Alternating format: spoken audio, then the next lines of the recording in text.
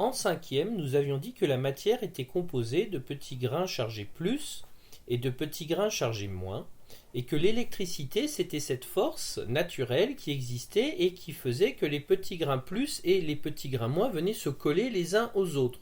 Nous avions dit que toute la matière de l'univers était électrique, chargée d'électricité, et que si la matière existait, c'était uniquement grâce à l'électricité qui fait que les petites charges plus attirent des petites charges moins, qui attirent des petites charges plus, qui attirent des petites charges moins, et ainsi de suite. Et c'est l'électricité qui tient tout ça ensemble et qui fait que la matière peut exister.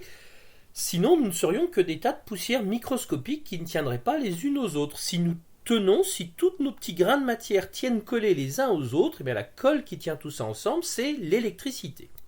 Nous avions dit également qu'il était possible éventuellement de stocker, ou en tout cas de séparer les grains et de stocker par exemple à un endroit toutes les charges plus et puis dans un autre endroit d'accumuler des charges moins.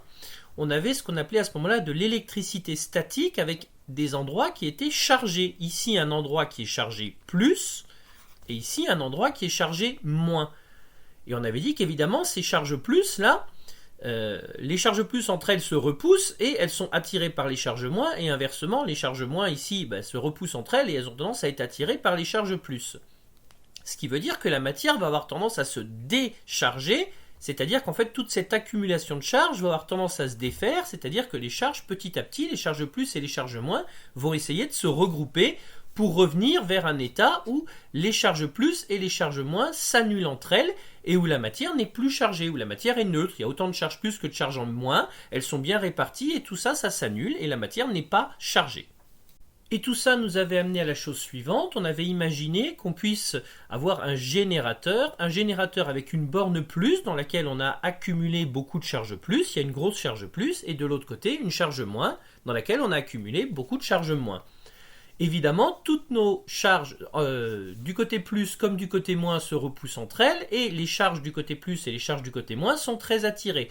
Ce qui fait que si jamais je relie ma borne plus et ma borne moins par un conducteur comme un fil, eh bien les charges vont emprunter ce fil, vont emprunter ce conducteur pour venir se retrouver, ce qui va donc faire des charges électriques qui se déplacent dans le fil, ce qu'on avait appelé l'année passée un courant électrique, avec un sens conventionnel qui nous dit que ce sont les charges plus qui vont vers les charges moins.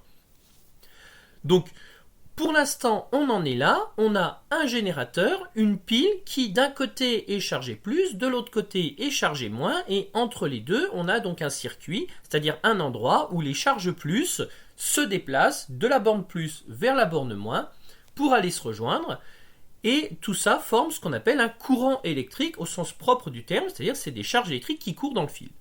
Alors tout ça en quatrième, ça nous amène sur l'idée suivante, sur la schématisation, sur la représentation suivante qu'on pourrait se faire d'une pile. Alors par exemple, on va prendre comme exemple une pile plate, la pile la plus simple.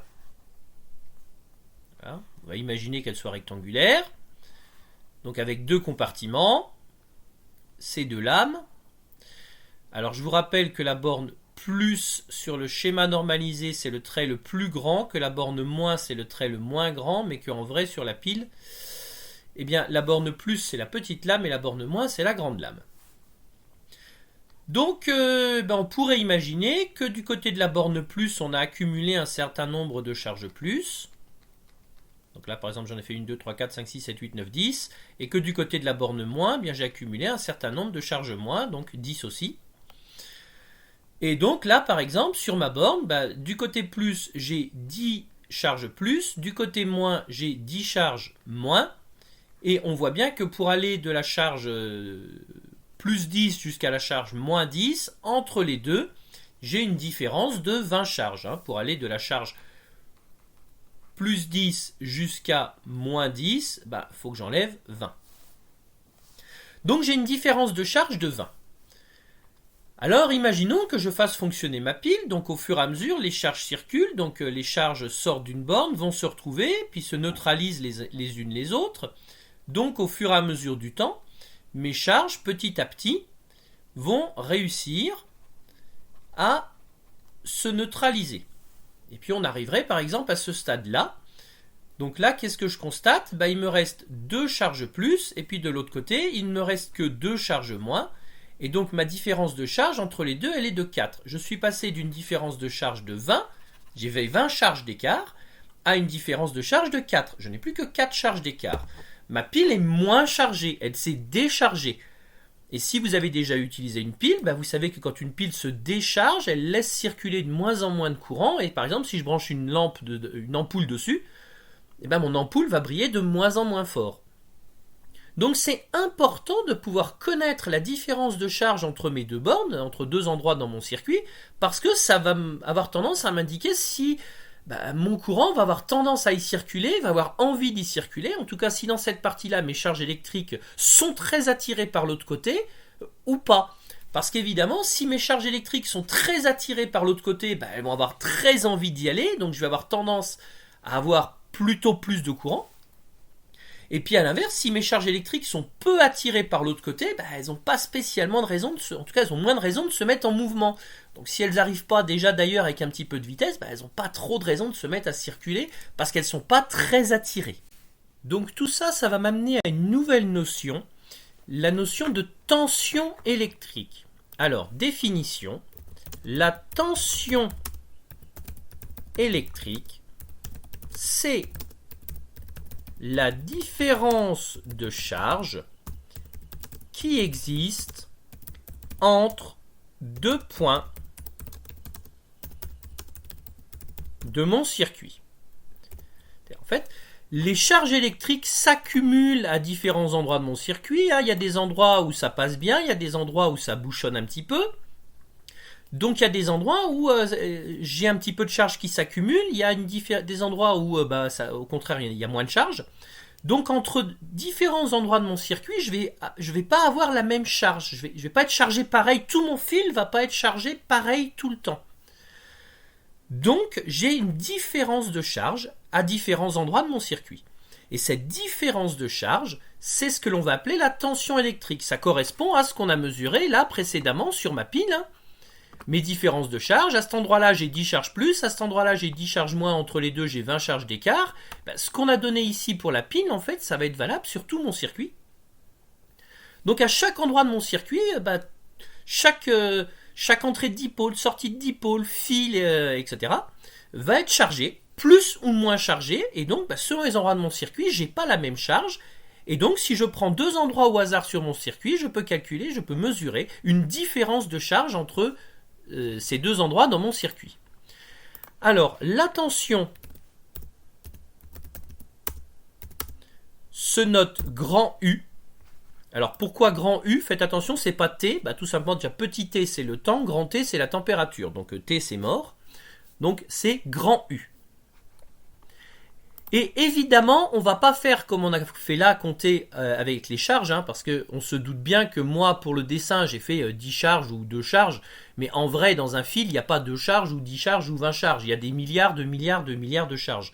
Donc comme pour l'intensité, on n'avait pas été capable de compter grain par grain combien de charges passaient à un endroit précis du fil, on avait été obligé de les compter par paquets, qu'on avait appelé des ampères.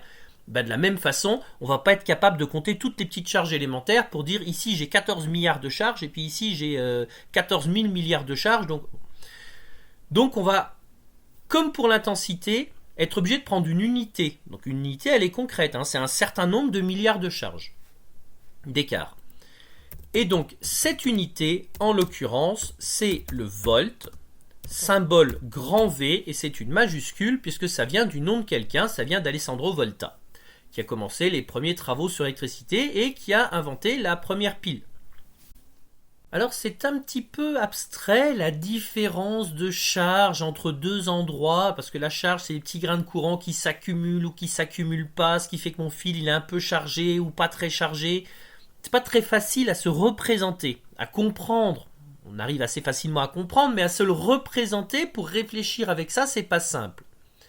Alors il y a un moyen, il y a une bonne analogie à faire, c'est de se dire que la tension électrique, en fait, c'est ce qui correspondrait dans le monde de l'électricité à la différence de hauteur ou d'altitude dans notre monde à nous. Et donc de se dire en fait que la différence de charge électrique entre deux endroits, ça correspondrait à la différence d'altitude, à la différence de hauteur chez nous. Et on dirait, par exemple, l'entrée du moteur, elle est au 2e étage du bâtiment, la sortie de la lampe, elle est au 3, 4, 5, 6e étage du bâtiment, et puis entre les deux, j'ai 1, 2, 3, 4 étages d'écart, donc j'aurai 4 étages, c'est-à-dire 4 volts d'écart, par exemple. Voilà, c'est un moyen assez pratique de se représenter ce qui se passe. Donc on peut se représenter la tension comme une différence d'altitude. Chaque point de mon circuit est à une certaine hauteur, ce qui correspondrait en électricité à la hauteur. Et donc, entre les différents endroits de mon circuit, je peux mesurer des différences de hauteur. Des choses comme ça, ça permet à peu près de se représenter, de comprendre, en tout cas donner du sens à ce qui se passe dans le circuit. Alors attention à une erreur fréquente, je ne peux pas mesurer la tension à un endroit du circuit. Ça n'a aucun sens. Je peux mesurer l'intensité à un endroit du circuit, c'est-à-dire compter le nombre de charges qui passent à cet endroit, mais je ne peux pas mesurer la tension à un endroit, puisque la tension c'est la différence de charge entre deux points. Donc la tension à un point, la différence de charge entre cet endroit-là et lui-même, ça n'a pas de sens. C'est-à-dire que concrètement, je ne peux pas mesurer, par exemple, la tension à l'entrée de l'interrupteur, ou je ne peux pas mesurer la tension à cet endroit-là. Ça n'a pas de sens. Donc, si je veux mesurer les tensions, il faut que je précise à quel endroit je la mesure. Je veux mesurer la tension entre la sortie de la pile et l'entrée du moteur. Je veux mesurer la tension qui existe entre la sortie du moteur et l'entrée de la lampe. Voilà. Ça a du sens. Mais dire je veux mesurer la tension là, ça n'a pas de sens. Alors je vais en profiter pour introduire une notation parce que vous avez compris que du coup c'était pas simple. Ça veut dire qu'à chaque fois je suis obligé de préciser je veux mesurer la tension qui existe entre la sortie de la pile et l'entrée du moteur. Du coup c'est un peu compliqué. Donc ce qu'on fait très souvent c'est qu'on se met des repères, c'est-à-dire qu'on donne des noms à différents endroits du circuit, tous les endroits dont j'ai besoin. Je les appelle. Donc par exemple l'entrée du moteur c'est D, l'entrée de la lampe c'est F, la sortie de la lampe c'est G, l'entrée dans la pile c'est H. Et au lieu de dire je veux mesurer la tension qui existe entre la sortie de la pile et l'entrée du moteur, la sortie de la pile c'est A, l'entrée du moteur c'est D, et donc je vais donc parler de la tension U, A, D. Et donc de la même façon, on pourra dire par exemple, tiens, je vais parler de U, je sais pas moi, BF. UBF, c'est donc la tension qui existe, la différence de charge, la différence de hauteur électrique entre juste avant l'interrupteur et juste avant la lampe. Et pour finir, je voudrais vous mettre en garde contre une erreur qui est peut-être l'erreur que je vois le plus souvent. Faites attention, c'est pas parce qu'il y a une tension que j'ai obligatoirement du courant qui circule, ce n'est pas parce qu'il y a du courant qui circule dans une partie de mon fil qu'aux bornes de ce fil-là, j'ai une tension. Alors dit comme ça, c'est compliqué, on va reprendre notre analogie, vous allez vite comprendre. Sur l'image de gauche, on est d'accord que j'ai absolument pas de différence de hauteur, ma route est parfaitement plate et horizontale, donc la tension serait nulle, mais on est d'accord que j'ai beaucoup de voitures, donc beaucoup de courant qui circulent. Je peux bien avoir beaucoup de choses qui circulent et pas du tout de différence de hauteur. Et sur l'image de droite, on a une route qui est très en pente. Entre le haut et le bas, on a une très grande différence de hauteur, donc j'aurai beaucoup de tension. Et là-dessus, il n'y a pas une seule voiture. Donc, c'est pas parce qu'il existe une différence de hauteur, une différence de tension quelque part, que je vais obligatoirement avoir des charges qui s'y promènent. C'est pas parce qu'à un endroit je n'ai pas de différence de hauteur que je ne vais pas avoir de charges qui vont s'y trouver. La seule chose qu'on peut dire, c'est que les charges qui sont ici, donc les voitures qui sont ici, elles ont probablement pas beaucoup envie d'y être. Mais elles sont obligées d'y passer. Alors que si j'avais une voiture ici, si je la lâche en haut, je suis à peu près sûr qu'elle va prendre très vite de la vitesse et qu'elle va avoir très envie de descendre tout en bas. Mais c'est pas parce qu'elle aurait très envie de descendre tout en bas que je vais obligatoirement y trouver une voiture. Tension et intensité ne sont pas forcément des choses qui sont liées.